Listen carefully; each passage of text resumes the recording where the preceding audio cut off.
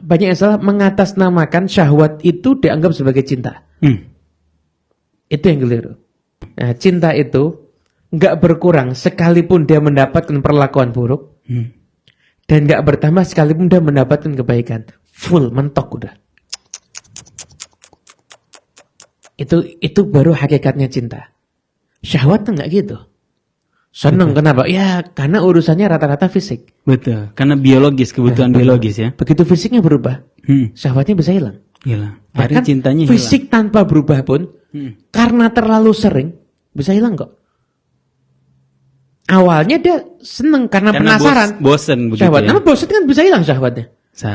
Nah itu namanya syahwat. Tapi kalau cinta, nggak hilang. Nggak berkurang sekalipun dapat perlakuan buruk, dan nggak bertambah sekalipun mendapatkan kebaikan. Kita baca model apapun juga dapat berkah. Sholawat itu berkahnya itu menembus segala batas.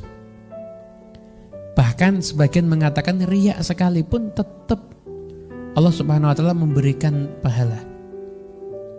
Jadi kalau sudah sholawat itu kan kita sholawat itu kan bukan kita langsung ke Nabi Muhammad kan. Kita nggak mengatakan usolli ala Muhammad atau sholaitu ala Muhammad. Tapi kita mengatakan Allahumma sholli ala Sayyidina Muhammad. Ya Allah, limpahkan sholawat atas Nabi Muhammad. Kita minta sama Allah agar Allah menganugerahkan sholawat pada Nabi Muhammad.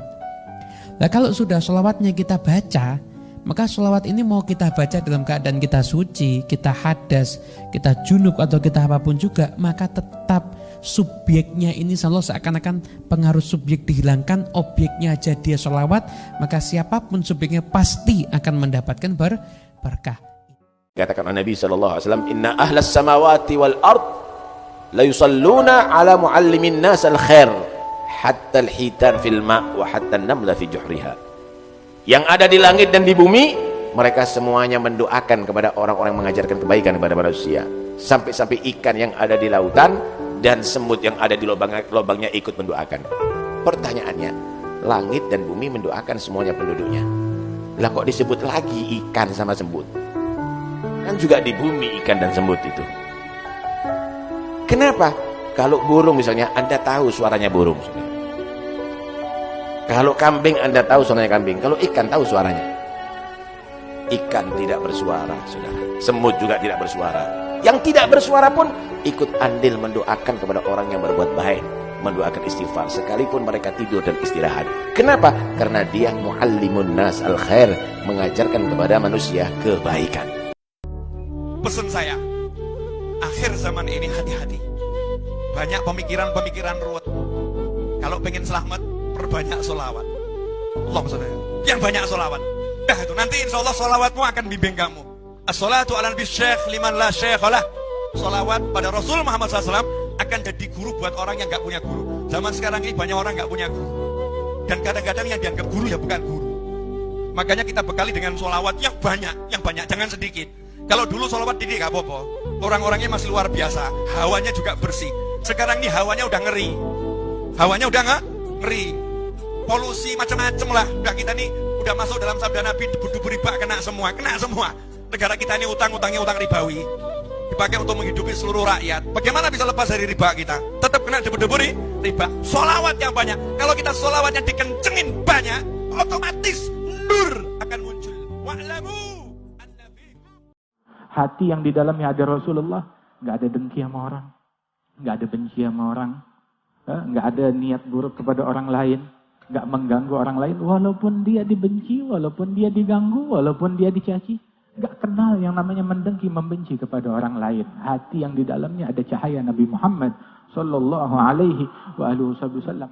Hati yang di dalamnya ada cahaya Rasulullah Sallallahu Alaihi Wasallam memancar dari dia pandangan yang baik. Mandang orang, nganggap semua orang baik aja. Tidak mendengar kecuali yang baik. Tidak berucap kecuali yang baik. Tidak bersikap kecuali yang baik. Kenapa? Di dalamnya ada hati, ada Nabi Muhammad Sallallahu Alaihi Wasallam. Yang dalam syama'il disebutkan oleh Habib Ali Al-Habsyi, la yaqulu wa la yaf'alu illa ma'rufa. Yang tidak berucap, tidak berbuat, tidak bersikap kecuali hal-hal yang baik saja. Sallallahu Alaihi Wasallam. Ketika hadis Nabi Muhammad SAW diucapkan oleh Nabi Muhammad, Al-mar'u ma'a man ahab. seseorang itu bersama orang yang dicintainya, sehingga sahabat Nabi semuanya dalam keadaan menangis karena bangga dan bahagia.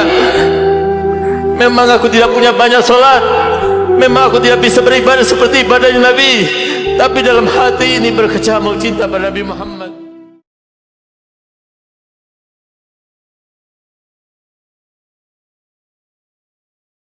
Bin Salam, seorang ahlul kitab yang tinggal di Madinah, ketika melihat Nabi Muhammad masuk ke kota Madinah, dia mengatakan, wallah innahu laysa biwajhin kadzab.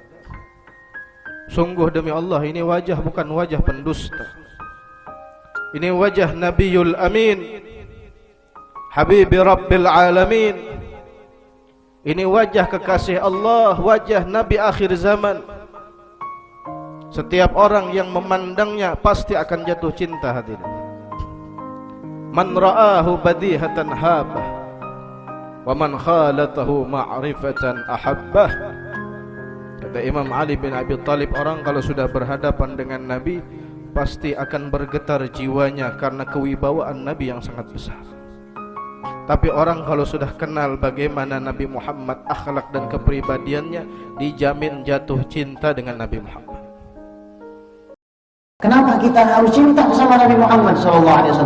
Oh iya, karena nanti yang akan menyelamatkan saya adalah Nabi Muhammad SAW. Nama antum yang ada, na'udzubillah, di list orang ahli neraka, dicoret sama Nabi satu-satu. Fulan, fulan, fulan, fulan, fulan, fulan, fulan, coret, coret, coret, umat-umat.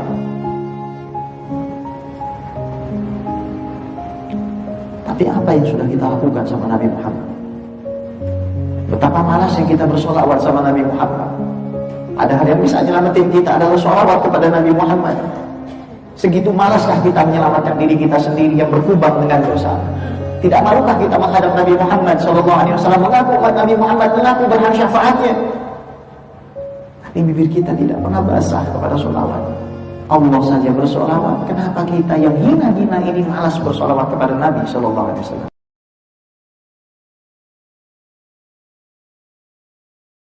Kata Rasulullah, man ghadha li akhihi hajah. Siapa orang yang di dunia suka ngabulin hajat orang, suka nyampein hajat orang, suka mengqadha, menyampaikan, mengabulkan, menyampaikan hajat-hajat orang di dunia, yang kerjaannya suka begitu tuh, kata Nabi, waqaftu 'inda mizanih. Nanti pas dia ditimbang amalnya, saya bakal kontrol, saya bakal tongkrongin tuh timbangan amal dia. Ditungguin sama Nabi. Fa'in rajah, andai kata banyakkan pahlanya, aman. Wa illa, tapi kalau ternyata ini orang yang di dunia suka ngabulin hajat orang, begitu ditimbang amalnya banyakkan dosanya sama pahlanya, syafa'atulah, saya bakal tolongin dia dengan syafaat saya di situ nanti. Jadi salah satu cara dapetin syafaat Nabi waktu amal kita ditimbang, di dunia banyak-banyak ngabulin hajat orang.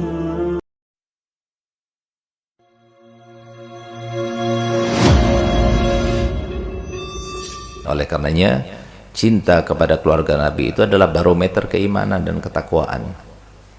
Kalau kita cinta kepada keluarga Nabi, berarti pertanda kita termasuk yang beriman.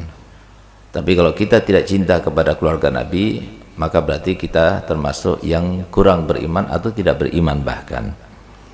Yang demikian itu juga berdasarkan sabda Nabi Muhammad SAW yang lainnya, di mana Nabi SAW bersabda, ma ahabbakum illa mu'min wa ma abghadakum illa munafik.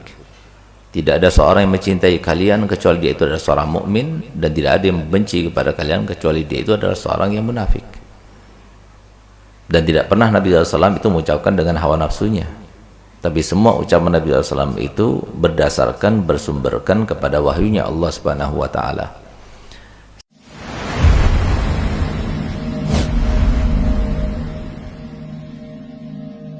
Dengan alhamdulillah kita masih bisa menambah pundi-pundi amal kebaikan kita, karena kita bisa hadir majelis taklim yang begitu besar pahalanya, sehingga masing-masing dari jamaah nanti kita setelah pulang, masing-masing ditulis seakan-akan sholat 1000 rakaat. Kemudian menjenguk orang sakit 1000 orang sakit, mengantar 1000 jenazah. Bayangkan, satu kali hadir majelis taklim. Bagaimana kalau setiap majelis taklim yang ada kita hadiri Semua majelis taklim itu adalah majelis taklimnya Nabi Muhammad SAW. Bukan majelis taklim milik ustadz itu atau guru itu atau habib itu atau kiai itu, tidak. Tapi semua majelis itu adalah majelisnya Nabi kita Muhammad SAW. Perhatikan Rasulullah. Perhatiin Rasulullah, pandang Nabi Muhammad di mana? Fi ahli baiti, pada keluarganya, pada keturunannya.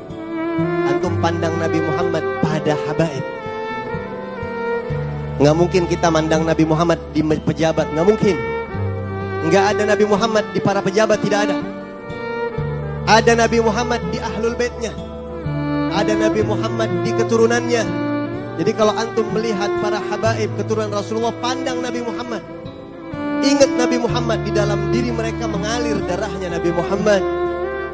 Kalau antum mau zalim kepada keluarga Nabi, pandang antum berarti zalim sama darahnya Nabi Muhammad. Antum pandang Nabi Muhammad di situ. Kalau antum mau baik, pandang ana mau berbuat baik sama satu orang. Ini sayyid, ini habaib. Ini berarti ana berbuat baik sama darahnya Rasulullah. Jangan ada yang merasa jadi bos di hadapan ayah dan ibu. Jangan merasa jadi ulama, ustadz di hadapan ayah dan ibu. Jangan merasa jadi jenderal di hadapan ayah dan ibu. Jangan menjadi presiden dan raja di hadapan ayah dan ibu. Jadi anak yang soleh, yang patuh kepada orang tua. Saudara, coba Anda bawa 2 batu bata, Anda kalungkan, ada di leher Anda 2 batu bata untuk 2 hari saja. Anda mungkin berat, bosan. Tapi Anda ada di rahim ibu Anda 9 bulan, dibawa kemana-mana, tidur sama ibu, jalan sama ibu, di rumah sama ibu, kemana-mana 9 bulan ada di situ. Dia telaten. Hormati ibu kamu. Jangan merasa jadi bos.